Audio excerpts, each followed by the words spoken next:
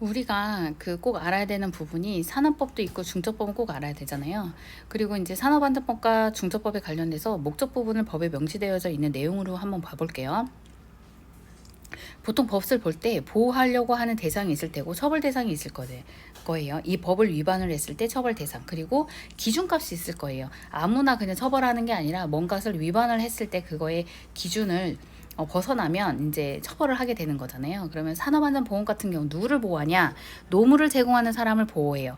그리고 안전보건을 유지 증진함을 목적으로 한다. 그 노무를 제공하는 사람은 누구냐? 근로기준법의 근로자고 보험설계사와 같은 특수형태 근로종사자, 배달 동사자가 관련 업무를 하다가, 그러니까 일을 하다가 부상을 당하거나 질병에 걸리거나 사망자에 이르는 산업재해예요. 그러니까 산업재해를 예방하고자 하는 거예요. 산업재해를 예방하기 위해서 누구를 보호하려고 하는 거예요? 노무를 제공하는 사람을 보호하고자 하는데 누가 위반을 하게 되는 거, 누가 처벌을 받아요? 사업주가 안전보건 조치를 위반을 하면 처벌을 받는다는 거예요. 그게 이제 목적이 되는 거고요. 중처법은 뭐냐면 앞에서 노무를 제공하는 사람의 안전보건 유지 증진이라고 했다면 여기서는 종사자와 시민이에요. 중처법은 종사자와 시민.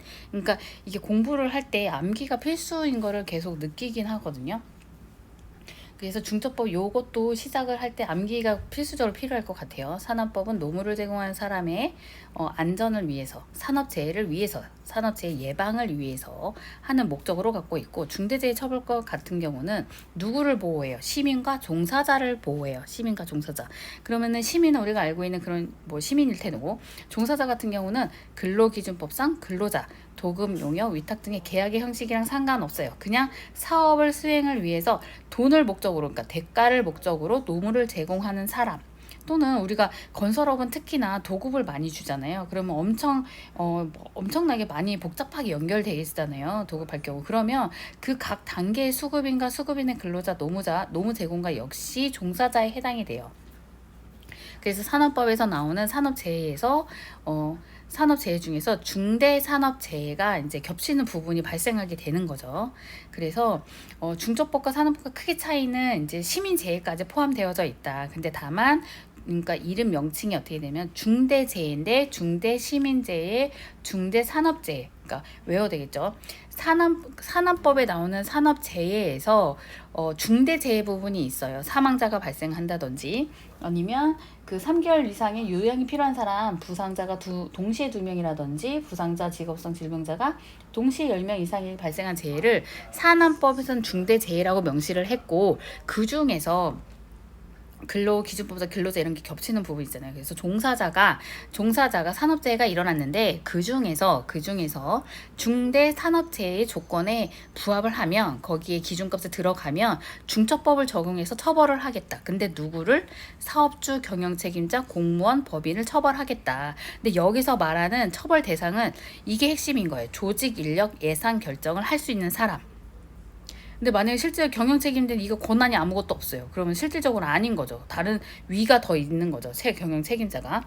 그래서 보호 대상은 시민과 종사자고, 그리고 예방하고, 그러니까 그러면 처벌 대상은 누구냐? 조직, 인력, 예산 결정, 총괄 관리자고, 그럼 기준을 뭘로 해서 처벌을 할 거냐?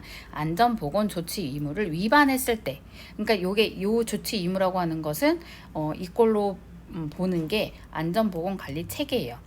그 체계라고 하는 것은 쉽게 말하면 한 회사가 이윤 추구하기 위해서 제품을 생산할 때 엄청 계속적인 지속 연구 개발을 하듯이 그 제품의 품질을 개선하기 위해 항상 개선을 꾸준히 하잖아요. 그 멈추는 게 아니라 그것처럼 안전보건 관련해서도 꾸준히 개선 조치를 할 수 있는 그런 시스템을 만들어서 중대재해가 일어나지 않도록 예방을 하라고 하는 거거든요.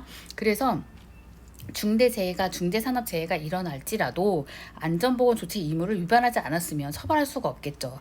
그래서 여기서 기준값으로 볼 거는 안전보건관리 체계를 만들었느냐 안 만들었냐. 근데 그 체계는 그 사업장에 맞는 잘 돌아갈 수 있는 시스템을 만들었냐, 그걸 보겠다고 하는 거예요. 그래서 지금 5인 이상에서 50인 미만 사업장도 적용을 시작하는 해인 거잖아요. 그렇기 때문에 이거를 만들어 주는 거를 지원해 주기 위해서 첫 번째 하는 단계가 이제 산업안전 대진단을 하라고 하는 거죠. 그래서 거기서 나온 거예요.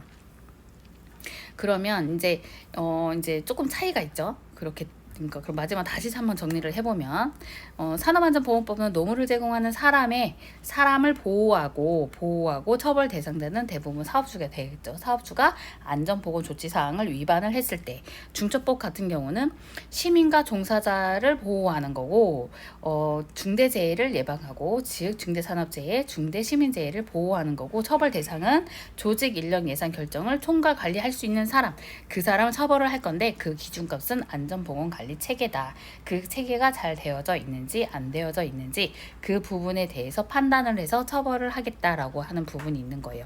또한 또 크게 차이가 나는 것은 산업안전보건법 일단 양이 많아요. 중저법은 양이 적고 명시되는 글자로 봤을 때 상당히 적어요. 시행령과 법밖에 없어요. 그리고 조수도 엄청 작아요. 안전보건 규칙만 따져봐도 산업안전보건법에서 말할 때 600 몇 조까지 가게 되는데 중저법은 상당히 양은 적지만 핵심 요소 무조건 필수 요소는 있어요. 이 요소를 들어가게끔 해라.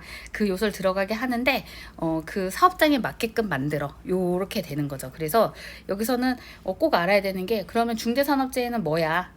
어떤 기준값들이 있어. 그거랑 그럼 안전보건관리 체계 만들 때 핵심 요소는 뭐야? 요 두 개는 무조건 암기해야 되는 부분이 있겠죠. 그러면은 다음에 이제 다시 그것만 모아서 만들어 볼게요.